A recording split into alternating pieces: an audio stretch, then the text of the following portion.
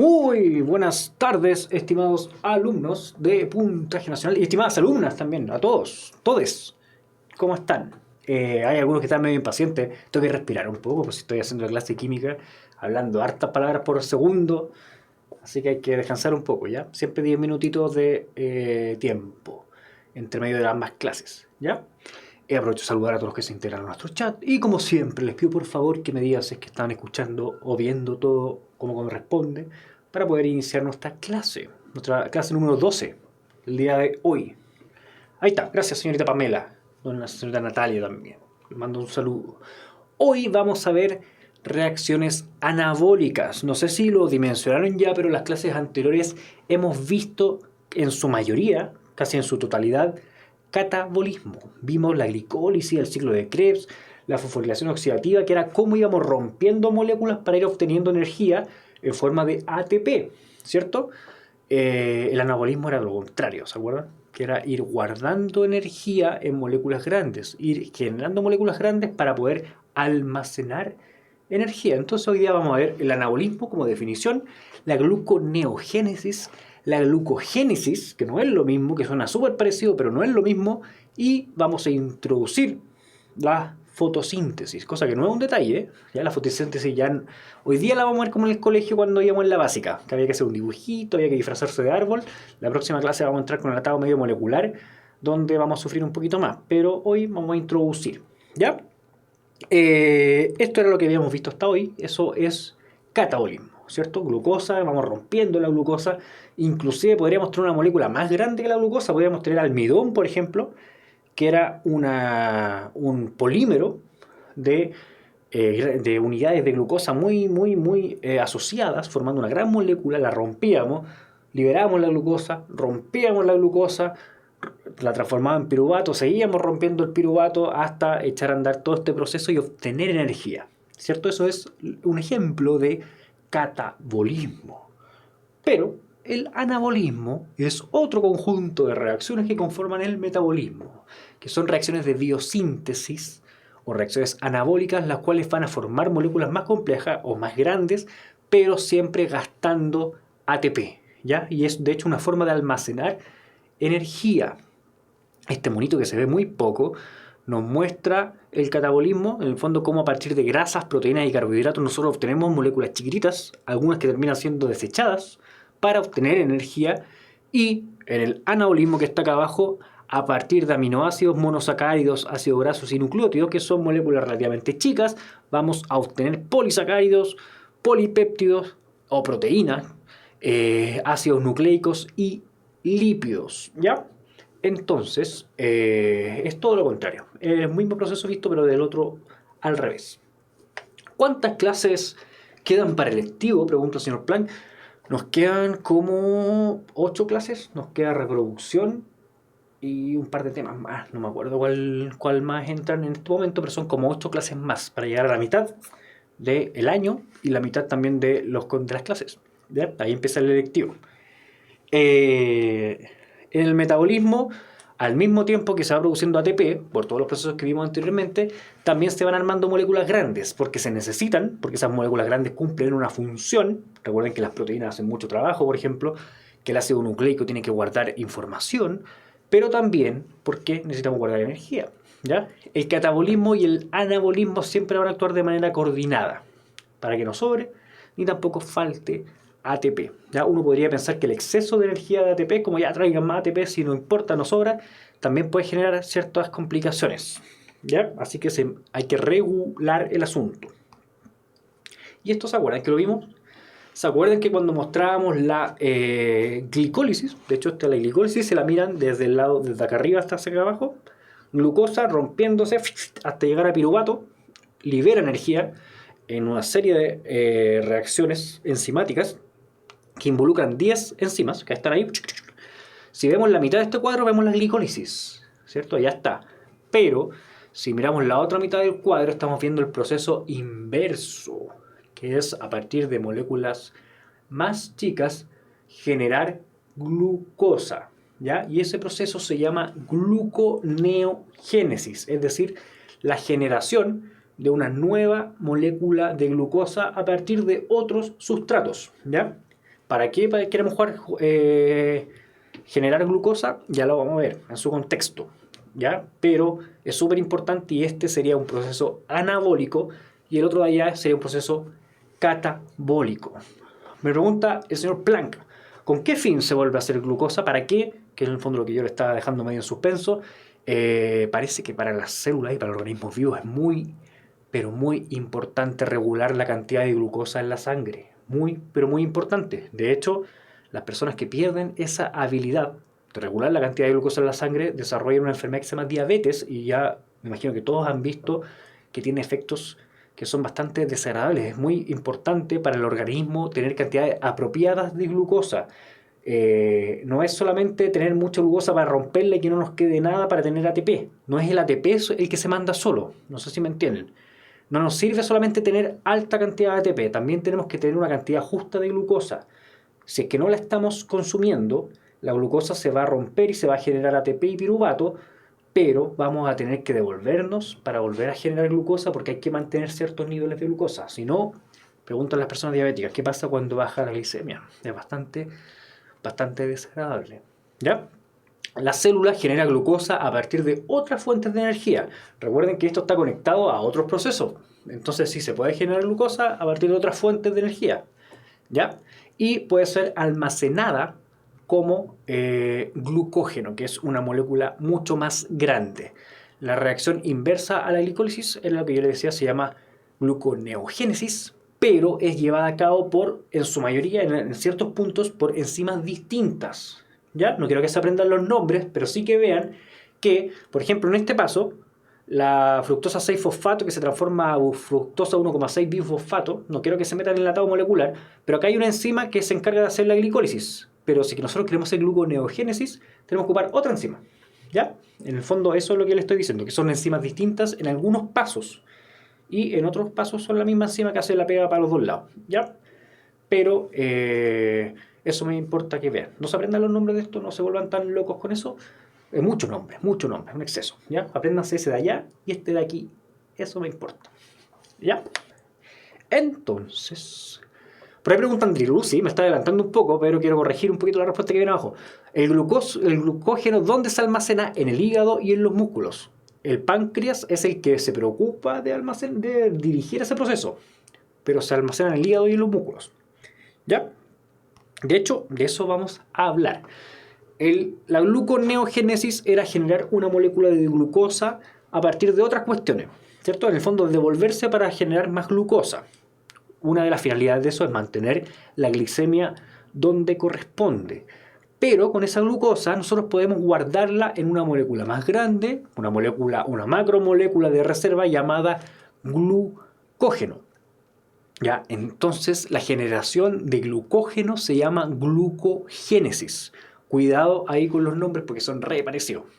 ¿Ya? Nos pasaba recién en la clase de química la molaridad con la molaridad que se llaman casi igual. Aquí también. Esta cuestión glucogénesis y gluconeogénesis son muy parecidos, nos puede despertar un montón de confusiones. Si hubiesen preguntado a mí para ponerle el nombre, le hubiesen puesto una cuestión súper distinta para que nadie se confundiera, pero ya es así. A mí nadie me preguntó, no me tenían por qué preguntar. ¿Ya? Entonces, este proceso es simplemente, a partir de glucosa, nosotros la vamos a guardar en una molécula grande llamada glucógeno. Lo dice Planck, que ya lo habíamos pasado, habíamos hablado de eso, ahora lo estamos poniendo en contexto. ¿Ya? Y me dicen por ahí que se confunden con glucógeno y glicógeno. Eso también lo habíamos mencionado en la clase pasada. Glucógeno y glicógeno es exactamente lo mismo. Igual como cuando dicen glucogénesis o glicogénesis también. Exactamente lo mismo. O glicólisis o glucólisis. La I o la U va a cumplir la misma función en este caso. Probablemente venga una razón del vocablo antiguo en el que se sacó esta palabra. ¿Ya? Entonces, ahí tenemos la glucosa que está formando esta gran cadena que es el glucógeno. Este glucógeno lo formamos los animales, es decir, nosotros, ¿ya? Los seres humanos que somos animales. Porque recuerden que las plantas hacen algo parecido, pero generan esta molécula que se llama almidón, ¿ya? Si ven, se pueden dar cuenta que es el mismo proceso de agarrar mucha glucosa, unirla para poder guardar energía. Las plantas lo hacen con el almidón, nosotros lo hacemos con el glucógeno, ¿ya? Y nos va a durar un tiempo nuevo. Gluconeogénesis es que la célula genera glucosa, me dice Jenny, y la glucogénesis es que la transformación de glucosa a glucógeno, efectivamente. Eso mismo es. De hecho, es guardar la energía de la glucosa, o guardar la misma glucosa en esta molécula gigante que se va a llamar glucógeno. ¿Ya? Y eso va a ocurrir, recuerden, en el hígado y en los músculos. La glucosa, ya les había dicho yo, es una energía de reserva, pero de rápido almacenamiento. No solamente se guarda por corto tiempo, sino que también es muy útil cuando necesitamos tener energía rápido. Por ejemplo, cuando un corredor de alta velocidad como Usain Bolt necesita correr 100 metros en menos de 10 segundos, está ocupando la glucosa como principal fuente de energía. ¿Ya? ¿Por qué? Porque va a hacer glicólisis. ¿Ya? ¿De dónde saca esa glucosa? Usain Bolt probablemente antes de la carrera, un par de horas antes, va a comer comida alta en carbohidratos, va a comer mucha glucosa y su hígado va a generar mucho glucógeno. Y durante la carrera ese glucógeno se va a romper y va a abastecer de glucosa a su cuerpo para poder obtener energía y así ganar la carrera. ¿Ya? No es lo mismo un corredor de una maratón que tiene que aguantar 6 horas corriendo o trotando, que él sí necesita ocupar todo el metabolismo que habíamos visto anteriormente y por eso necesita aprender a respirar de una forma súper importante. Ya, ¿qué significa glucogenólisis? Que es lo que me pregunta Janet ahí. Glucogenólisis, que está aquí, es romper el glucógeno. La palabra lisis en biología significa romper. Entonces, la glucogénesis es cuando nosotros armamos glucógeno, pero cuando queremos sacarle la energía, ocuparlo, lo que tenemos que hacer es romperlo para liberar la glucosa. Entonces, ese proceso se llama glucogenólisis. ¿Ya? Me gustaría que se dieran cuenta que en este monito, por ejemplo, lo que está en rojo, que es la glucogénesis, es el proceso anabólico, y lo que está en celeste, la glucogenólisis, es el proceso catabólico asociado al glucógeno. ¿Ya? ¿Cómo se llama la molécula que almacena energía por un largo tiempo? Grasas. Esos son los famosos triglicéridos, donde nosotros guardamos energía con forma de grasa. ¿Ya? Por eso es tan difícil bajar la guatita cuando uno engorda. ¿Ya? ¿Qué diferencia hay entre glucógeno y glucosa? El glucógeno es una molécula grande formada de mucha glucosa. Se ocupa para guardar energía. ¿Ya? Ahí creo que estoy con las preguntas hasta ahora, si no me equivoco. ¿Ya? Si no, repítanmelas para ir viéndolas bien en el chat. Esos son los procesos anabólicos que nosotros habíamos mencionado en seres animales como nosotros, ¿cierto? Entonces, si ya vimos los animales, nos quedan otro grupo que es muy, pero muy importante. Reacciones anabólicas llevadas a cabo por otros organismos, como por ejemplo las células vegetales, algunos protozoos y las cianobacterias. ¿Ya? Esos organismos son capaces de llevar a cabo reacciones anabólicas, pero algunos de ellos van a poder sintetizar de nuevo, es decir, a partir de casi de la nada, moléculas como glúcidos, azúcares, aminoácidos y ácidos grasos. Esos organismos se van a llamar productores, cosa que es muy, pero muy requete contra importante, porque lo que nos viene ahora en términos de módulo común va a ser ecología. Entonces yo espero que hagamos la conexión entre todo este aspecto celular de la biología, llevarlo después a ecología. Tiene que ver esto con lo que vamos a ver más adelante. ¿Ya? Me pregunta Raizel, y cuando hablan de glicemia en la sangre es porque se transporta ahí. La glicemia es la concentración de glucosa en la sangre. Como yo les decía, es muy, pero muy importante para el cuerpo humano que esa concentración esté en ciertos rangos. No puede ni subir demasiado ni bajar demasiado. De hecho, nosotros tenemos el páncreas que está encargado de ir regulando eso. Vamos a tener clase de sistema endocrino, en lo cual las vamos a ver eso. Vamos a ver cómo se va regulando eso. ¿Ya? Así que es muy importante. ¿Ya? Vamos para allá con clases que vienen mucho más adelante. La fotosíntesis es el proceso mediante el cual se va a generar energía química, pero a partir de una fuente de energía que es lumínica, a partir de la luz que viene del sol. ¿Ya? y con eso vamos a obtener energía química que va a estar disponible no solo para la misma planta, sino también para todos los organismos que van a seguir en la cadena trófica. Recuerden que esto lo vamos a llamar productores cuando hablemos de cadenas tróficas. ¿Ya? Entonces, este proceso se va a llevar a cabo en unos organelos especializados presentes en la célula coherente vegetal llamados cloroplastos. Exclusivos de las células vegetales, nosotros no tenemos cloroplastos. De hecho, los cloroplastos, no sé si lo recuerdan, son los que daban el color verde a las células, porque ahí estaban los pigmentos. En las cianobacterias, que son procariontes, el contenido de los cloroplastos se encuentra en su membrana plasmática. No tienen cloroplastos, pero sí tienen algo similar, todos los componentes de este cloroplastos en su misma membrana. ¿Ya? La fotosíntesis se va a definir como la síntesis de moléculas de energía, de reserva de energía como carbohidratos, lípidos y proteínas, pero a partir de el CO2, la luz, y también se va a necesitar ATP. Ojo con eso, porque puede dar muchas confusiones. Si este proceso lo que hace es obtener energía, va a gastar ATP. Sí, va a necesitar invertir ATP, pero se va a recuperar una cantidad mayor más adelante. Por eso esto es súper importante. ¿Ya? Se considera una reacción anabólica, claramente, porque se está guardando energía en moléculas como la glucosa. Y, como ya les decía, solo pueden realizarlo aquellos organismos que sean considerados productores. ¿Ya? ¿En qué parte del cloroplasto ocurre la fotosíntesis? Tranquilo, vamos para allá. Viene fase oscura y fase clara, viene la introducción a eso. Nuestra próxima clase va a ser más molecular. Así que hoy día la clase introductoria. ¿Ya?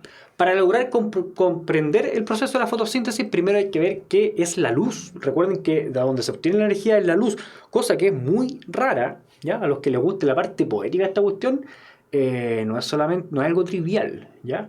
No es trivial que a partir de una cosa que es completamente inorgánica, que es una onda electromagnética muy distinta a la composición de las células vivas o a la materia que está dentro de las células, se logre obtener energía, ¿ya? Es una cosa súper, pero súper importante. Y para poder capturar esa luz se ocupan moléculas que son pigmentos y particularmente una molécula que se llama clorofila, que ya la están mencionando en el chat, que es la que le da el color verde a las plantas. De hecho, si yo tengo un juguito con pura clorofila, ahí está, es de ese color. Si es que no hubiese clorofila, no sería verde la planta, ¿ya? Entonces, hablemos un poquito de qué es la luz. La luz es una onda electromagnética, ¿ya? Que representa a una parte súper acotada del espectro electromagnético, ¿ya? No voy a entrar, no quiero meterme demasiado en esto porque vamos a empezar a hablar de física. Complementen esto si quieren con las clases de física. Tenemos un espectro electromagnético donde tenemos un montón de tipos de ondas, las ondas de infrarroja, la luz UV, todo eso, pero hay una parte muy chiquita que es el espectro visible. En ese espectro visible, que son ciertas longitudes de onda, nosotros podemos obtener luz de distintos colores y tenemos el famoso arcoíris ahí donde tenemos a distintas longitudes de onda distintos colores, ¿ya? Y dependiendo del tamaño de esa onda, nosotros vamos a tener distintos colores, ¿ya? Por eso se habla de longitud de onda y se habla de esta unidad que son los nanómetros. Ese es el tamaño de la onda, ¿ya? Si yo tengo luz blanca, lo que estoy haciendo es disparar luz de todos los colores juntos, ¿ya? Me dicen si esto es física o biología. Recuerde que la gracia de esta cuestión es que se juntan. Y esto es biología, sigue siendo biología, ¿ya?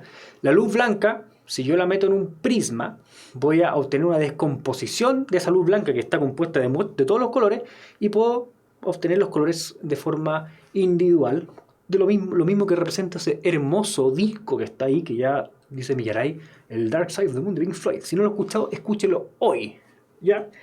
Entonces, dicho eso, eso es la luz. Me va a faltar mucho por hablar de lo que es la luz, pero no es la clase de física tampoco. Visiten la clase de física de la luz si es que quedan con más dudas. Pero quiero plantearle un ejemplo. Si yo tengo luz blanca disparada por una linterna y yo sé que la linterna en el fondo, en esa luz blanca, me está disparando todos los colores, ¿cierto? Porque esa luz blanca está compuesta de todos esos colores del espectro.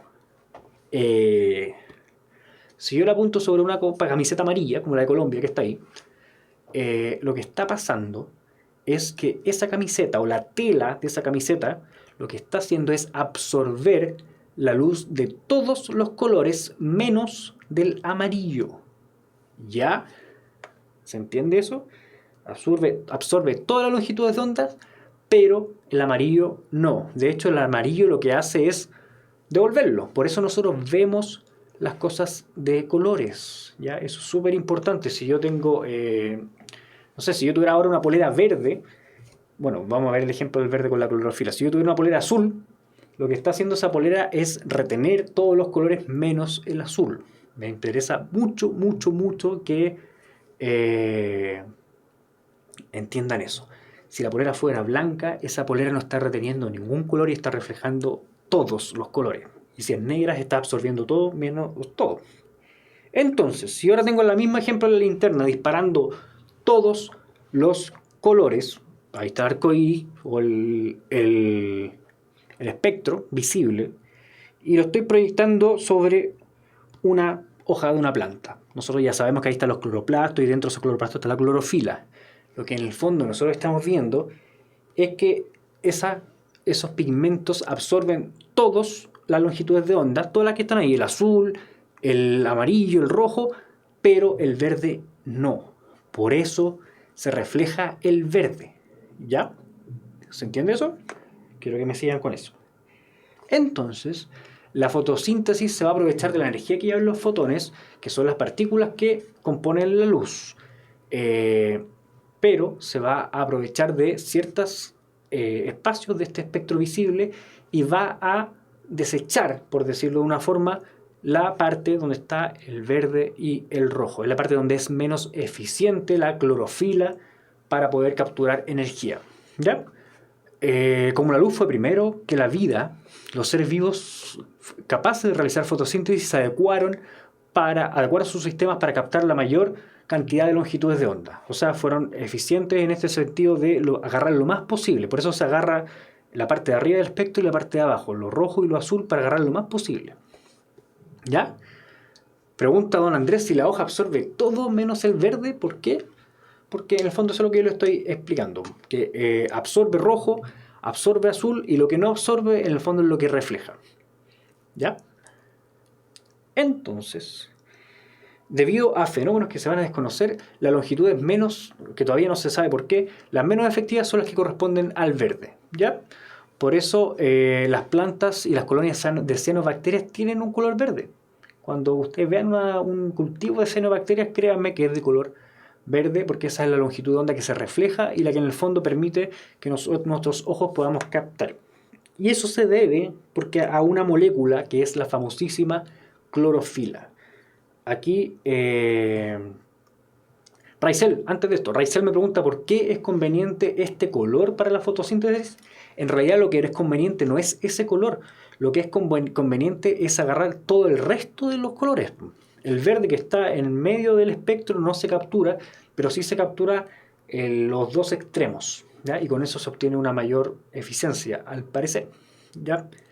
La clorofila es un pigmento verduzco, el que le da el color verde, que se encuentra en los organismos fotosintetizadores y debido a su presencia es fundamental para este proceso. Es ella la que captura la luz, es esta molécula y está formada de esta estructura que es un anillo de porfirina que es característico de un montón de moléculas importantes para la vida, no solo en este proceso.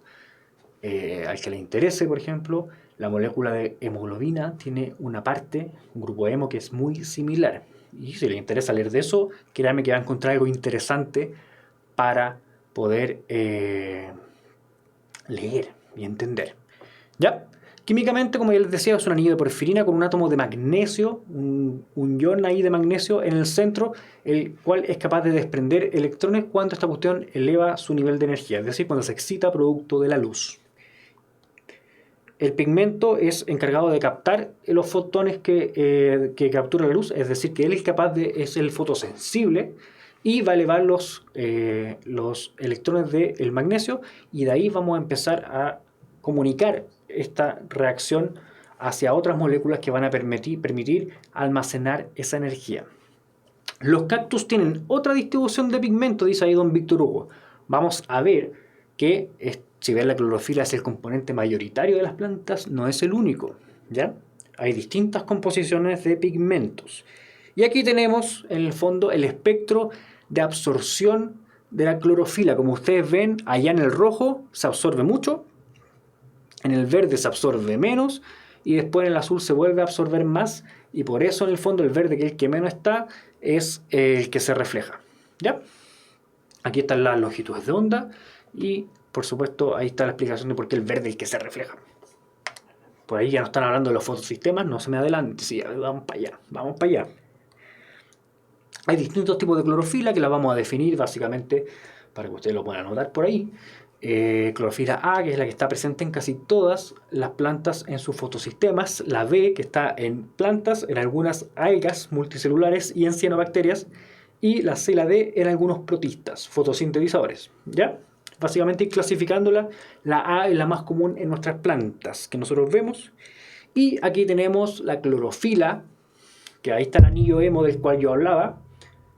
Y las diferencias entre la clorofila A y la clorofila B, que es simplemente un grupo que varía, y lo que está aquí es una cadena lateral hidrocarbonada, que es básicamente como una grasita, ¿no? ¿Se acuerdan lo que eran los ácidos grasos? Una cosa bien hidrofóbica que permite, gracias a esa capacidad de ser muy apolar en esa cadena, meterse en las membranas, entre medio de los ácidos grasos, de los fosfolípidos. Ya es súper, pero súper importante esa capacidad porque le va a permitir anclarse en una membrana que es la que vamos a ver más adelante. Ustedes van a ver qué membrana es. Cuando las hojas de las plantas se vuelven amarillas, entonces recibido todos los colores menos el amarillo, probablemente se empieza a degradar químicamente la clorofila. Estoy al borde del chamullo porque no lo sé a ciencia cierta, pero está muriendo la hojita de esa planta, esa hojita se va a caer, ¿ya? Entonces probablemente se esté degradando ahí la molécula de clorofila, ¿ya?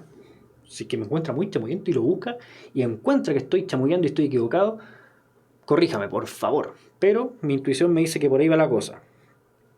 Ahora, como yo les decía, había un sector del espectro electromagnético donde la clorofila no era muy eficiente, que era el verde.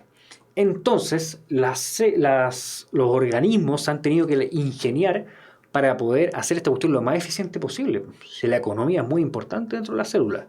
Entonces, lo que se busca es ocupar algunos pigmentos accesorios, es decir, moléculas distintas a la clorofila que van a permitir capturar energía lumínica, pero en otras longitudes de onda. Por ejemplo, la ficoritrina, la ficocianina y el famosísimo beta-caroteno, que se encargan de capturar las longitudes de onda que la clorofila no puede captar. El beta-caroteno, ustedes ya sabrán, lo han escuchado alguna vez, que está, por ejemplo, en las zanahorias. Las zanahorias no son verdes, ¿cierto? Es porque tienen otro pigmento que está absorbiendo en otras longitudes de onda y que está reflejando otro color, porque tiene otro espectro de absorción. De esta manera el proceso de fotosíntesis es aún más eficiente, pero sin embargo, pese a que existen otros pigmentos, para utilizar el verde, la abundancia de la clorofila es la que permite que básicamente las plantas sigan siendo verdes. Es mucho más abundante la clorofila que el resto de pigmentos accesorios. En la misma zanahoria, nosotros podríamos esperar que la clorofila no sea mayoritaria, por algo no es verde. ¿Ya? Ahí están ya Andri Lucy y Antonio, habían escuchado hablar del beta-caroteno. ¿Ya? Se ponen amarillas por falta de clorofila, dice Consuelo. Ya, perfecto, sí.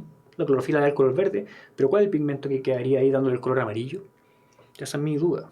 Por eso me fui para allá con él. Y aquí está, básicamente, los espectros a la izquierda de la clorofila A y la clorofila B. Eso es lo que absorben. Si se dan cuenta, absorben todo menos el verde. Hay una guatita donde no están absorbiendo casi nada el verde, por eso la clorofila refleja el verde. Pero el espectro de una planta, si bien es muy similar, no es exactamente igual. En el verde, que es esta guatita, sí se absorbe algo. Sí hay un nivel basal de absorción y eso se debe al resto de los pigmentos, como por ejemplo el beta-caroteno, ¿ya? Es decir, que la clorofila no es el único pigmento que absorbe y por eso en el fondo las plantas no tienen un completo vacío a la hora de absorber en el sector del verde. Lo que le daba el color verde a las células vegetales son los cloroplastos. De hecho, aquí hay una célula y ustedes si la ven, está transparente en su mayoría, se ven un poquito verde en sus paredes celulares, pero los puntitos verdes que se ven ahí son el cloroplasto. ¿Ya? Los cloroplastos tienen 3 membranas. Es un sistema súper complejo de membranas.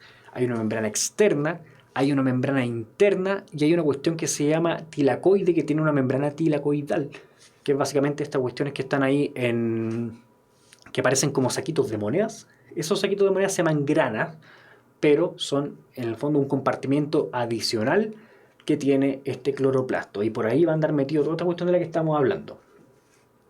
¿Ya? Yasmín pregunta, me dice que no entendió lo que ocurre en la zanahoria. ¿Predomina el beta-caroteno o la clorofila? Yo apuesto a que es el beta-caroteno. Por eso le da la coloración característica de la zanahoria. La zanahoria no es verde. Si predominara la clorofila sería verde. ¿Ya? ¿Qué función cumple el cloroplasto? Básicamente tener la clorofila y echar a andar todo este proceso de fotosíntesis. Si no existiera cloroplasto, la célula vegetal no tendría la capacidad de almacenar la energía lumínica en otro tipo de energía. ¿Ya? Es decir, que es súper importante este organelo para poder llevar a cabo el proceso que viene ahora. ¿Ya? La fotosíntesis como proceso se va a dividir en 2 etapas, que una es dependiente de la luz y la otra es independiente de la luz. La etapa independiente de la luz se va a llamar ciclo de Calvin. Antes se le ponía fase clara y fase oscura, pero esa cuestión se ha dejado de llamar así. Mejor pongámosle fase fotodependiente y fase fotoindependiente. ¿Ya? Porque en el fondo antes se asumía como que una ocurría de día y la de noche, como que ocurrían separadas, pero ocurren de forma simultánea aun cuando son procesos distintos. ¿Ya? Ahí tenemos este monito que es súper ejemplificador de lo que ocurre en las 2 fases. La fase, como les decía, la fase independiente de la luz se llama ciclo de Calvin. Y ahí nos va a aparecer una enzima famosa que nos apareció en la PSU del año pasado. ¿Ya? La mencionamos en una clase, la mencionamos como parte de la clase. Obviamente nosotros no sabemos qué van a preguntar en la PSU, pero estaba metida en una de estas clases una enzima de la cual se preguntó explícitamente en la PSU. Varios se acuerdan. ¿Ya? Si alguno se acuerda ahí me dice cuál es el nombre de ella. Entonces, vamos a ver un resumen chiquitito de lo que ocurre en cada una de las fases, pero súper chiquitito. Recuerden que esta es la clase introductoria. La fase dependiente de la luz tiene como objetivo juntar lo que necesitamos para echar a andar la que viene. ¿Ya? Para poder generar todo este proceso de almacenamiento de energía que es la fotosíntesis, necesitamos gastar energía. ¿Ya? Habíamos hablado un poquito en la glicólisis de eso, ¿se acuerdan? Espero no estar moviéndome demasiado entre temas. En la glicólisis, si bien se obtenía energía en un final del proceso, había que gastar energía en un comienzo para poder echarla a andar, ¿cierto? Bueno, con la fotosíntesis en general ocurre algo parecido. Lo primero que hay que hacer es obtener la energía para echar a andar este proceso y que después este proceso nos dé un total de energía mayor al que se gastó. ¿Ya? En la fase dependiente de la luz tenemos que generar el ATP y el NADPH, que es muy parecido al NADH, que nos va a servir para el proceso siguiente. Así de simple, pero se agarra la luz y se utiliza la clorofila para absorber la luz y se genera oxígeno, NADPH y ATP. ¿Ya? Esta cuestión es súper importante porque si se dan cuenta, aquí hay generación de oxígeno, cosa que es vital para el funcionamiento de los sistemas vivos. ¿Ya? Son las plantas las que nos dan a nosotros el oxígeno para poder respirar. ¿Ya? ¿Se acuerdan para qué era el oxígeno? ¿Se acuerdan un poquito de la clase pasada, la cadena transportadora de electrones y toda esa cuestión que pasaba al final? De aquí viene el oxígeno en el ecosistema. Por eso es tan drástico que nosotros deforestemos este planeta. ¿Ya? Me dice si jugaban tenis las plantas. Este ATP no es la Asociación de Tenistas Profesionales, es el adenosín trifosfato, señor Pierre. ¿Ya? ¿Por qué y qué es y qué función cumple el NADPH, el NADP y el NADPH? La función es exactamente igual a la que cumple el NADH, que es servir como equivalente reductor. ¿Ya? Y algunos ya vieron que era la rubisco, la enzima que aparece. La rubisco es una enzima clave de nuestro segundo proceso, o nuestra segunda parte del proceso, que es la fotosíntesis independiente de la luz. Cuando nosotros ya generamos en la fase anterior NADPH, ATP y CO2, lo que vamos, en realidad el CO2 se va a absorber del ambiente, se va a generar algún monosacárido como glucosa, se va a generar NADP, se va a gastar en el fondo el ATP para transformarlo a ADP y se va a formar fosfato y agua, ¿ya? Pero el objetivo final se cumple en la fase independiente de la luz, que es generar esta molécula de glucosa, que es energía química guardada en esa molécula que va a permitir que todos nosotros después funcionemos con ella, ¿ya? En el fondo estamos juntando la otra parte del medallón. Habíamos hablado de los procesos catabólicos que partían con la glicólisis, en la cual nosotros gastábamos glucosa para obtener energía. Bueno, aquí estamos viendo de dónde sale desde un comienzo esa glucosa, ¿ya? Primero de la luz en la fase fotodependiente y después que se juntó la energía se genera la glucosa en la fase fotoindependiente. Esta fase ocurre, ahí tenemos el total de la reacción, pero en realidad es un ciclo de varias reacciones que se llama ciclo de Calvin, ¿ya? Y la gracia de esta cuestión también, para que lo vayan viendo, es que se gasta CO2. Las plantas no solamente nos producen el oxígeno que nosotros andamos buscando para respirar, sino que también nos gastan el desecho que nosotros estamos tirando continuamente al ambiente. El problema es que como nosotros nos vamos aprovechando de todo, estamos tirando demasiado CO2. No solamente nosotros, sino que también nuestro sistema de vida, ¿ya? Pero eso da otros problemas que vamos a ver en las clases de ecología. Entonces, esta fue la clase introductoria. Aquí está el resumen, ¿ya? Un tipo de tabla que como siempre vamos a revisar al final, después de haber visto la lata molecular que se nos viene a continuación en la próxima clase, pero en el fondo podemos ver que en la primera fase fotodependiente no se ocupa el CO2 y la segunda sí. En la primera se libera el oxígeno y en la segunda no. Se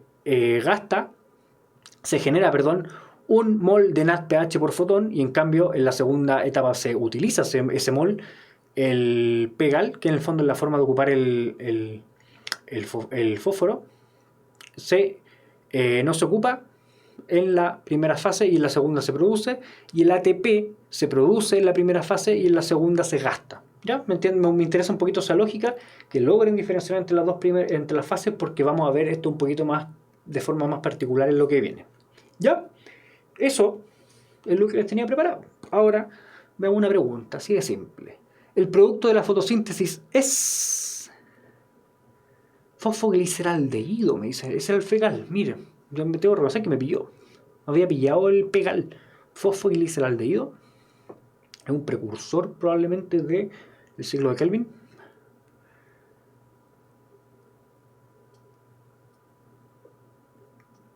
Estoy viendo un poquito.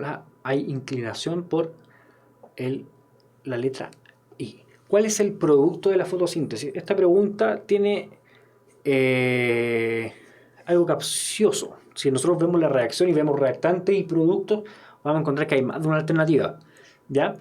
Pero el producto más importante de la fotosíntesis, al fin y al cabo, es la generación de un carbohidrato o una molécula de almacenamiento de energía, que es la glucosa. Estoy completamente de acuerdo con ustedes en que se podría generar oxígeno, que sería la alternativa C, en esto, sí. Pero en el fondo para las plantas, ojo, miren, para las plantas el oxígeno sería como un desecho. El producto final, la razón por la cual las plantas hacen la fotosíntesis es para obtener glucosa. ¿Por qué no la D? Me preguntan por ahí. Porque el almidón, si bien es una forma de almacenar la glucosa, es el producto de la fotosíntesis y también de otro proceso más, que es el proceso de generación de almidón. La fotosíntesis por sí sola genera glucosa. ¿Ya? Entonces, eso era la pregunta 1. Vamos con la 2. ¿De qué manera el tipo de pigmento que posee la planta afecta a la fotosíntesis? A. Determina cuánto se fija. B. Afecta la actividad de la rubisco. C. Determina cuánto oxígeno se forma. Afecta a las enzimas del ciclo de Calvin. O determina qué longitudes de onda son absorbidas.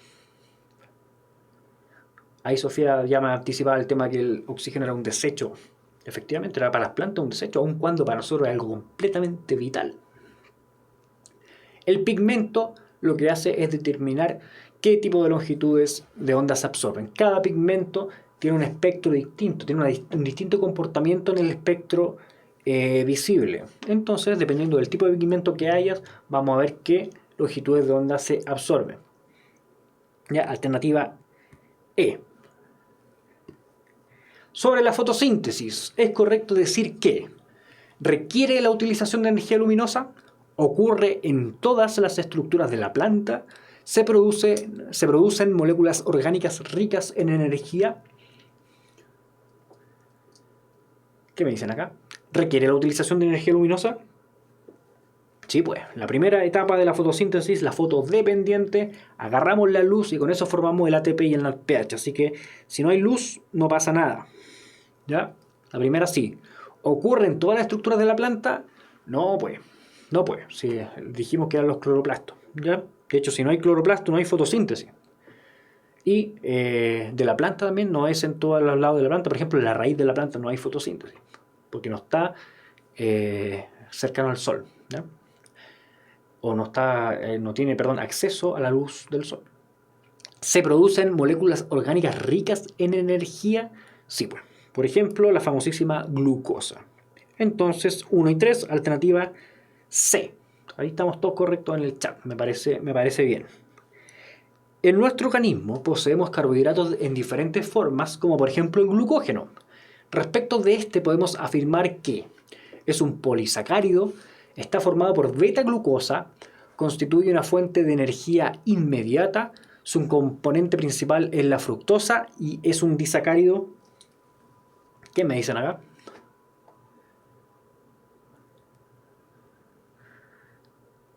Voy a esperar un poquito siempre para ver si llega la respuesta correcta.